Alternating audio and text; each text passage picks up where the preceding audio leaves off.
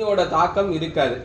பிரத்தியாருடைய சொத்தோ, பிரத்தியாருடைய மனைவியோ, பிரத்தியாருடைய கணவரோ, பிரத்தியாருடைய சொத்துக்கோ ஆசைப்பட்டீங்க அப்படின்னா கட்டாயம் சனியால பிரச்சனைகளுக்கு உள்ளாவீர்கள். இதில் எந்த மாற்று கருத்துமே கிடையாது.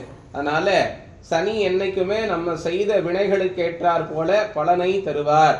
நீங்க முன்னாடி எந்த பிரச்சனை, எந்த வினைகள் செய்திருந்தாலும் அந்த வினைகளுக்கு ஏற்றார் போல பிராயச்சித்தமாக அந்த பிள்ளைய திருத்தும் வகையில தான் இந்த சனி பெயர்ச்சியில சாமி நம்ம எல்லாருக்குமே நடத்துவார்.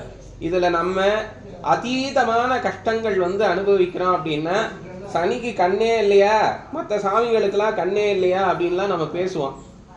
அது அவங்களுக்கெல்லாம் கண் இல்லாமல் இல்லை, நம்ம செய்த வினைகளுக்கு ஏற்றார் போல நம்ம அந்த தண்டனையை அனுபவிக்கிறோம். அதுதான் உண்மை. அதனால சனியால யாரும் பயப்பட வேண்டியதில்லை, தைரியமா இருங்க. செய்யக்கூடியது தானங்கள் தர்மங்கள் கட்டாயமா செய்யணும்.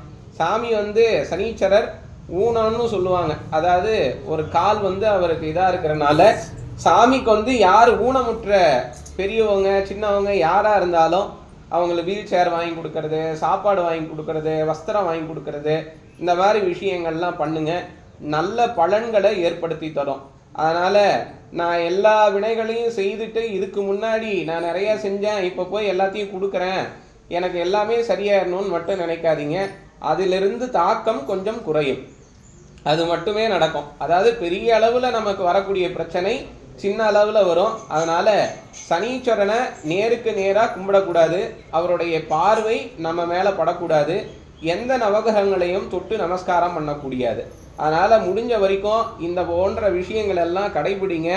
நான் எத்தனையோ டைம் உங்க எல்லாருக்கும் சொல்லியிருக்கேன், தீபம் ஏத்தனா சாமிகிட்ட 2 தீபமா ஏத்தணும்.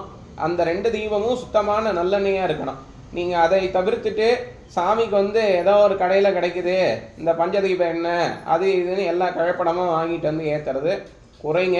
அது ரொம்ப நல்லது. நல்லெண்ணெய்க்கு எந்த வினையா இருந்தாலும் தீர்க்கக்கூடிய தன்மை உண்டு. அதனாலதான் நல்லெண்ணெய் தீபம் ஏத்துங்கன்னு சொல்லி பெரியவங்க சொல்லிட்டு போனாங்க. அதனால தீப ஜோதியால சனிக்கிழமை விளக்கு ஏத்துங்க. ரொம்ப உங்களுக்கு என்ன சொல்றது, வாழ்க்கையில பல மாற்றங்களை ஏற்படுத்தி தரும். நமக்குள்ள இருக்கக்கூடிய இருள் நீங்கும் தீபம் ஏத்த தான். அதனால தீபம் ஏத்துறது ரொம்ப அவசியமான ஒன்று.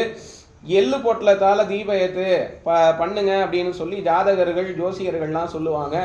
எள்ளுங்கிறது நெல்லுக்கு சமமானது. அதனால நெல்லை எப்படி நம்ம எரிக்க மாட்டோமோ அது போல எள்ளை நம்ம எரிக்க கூடாது.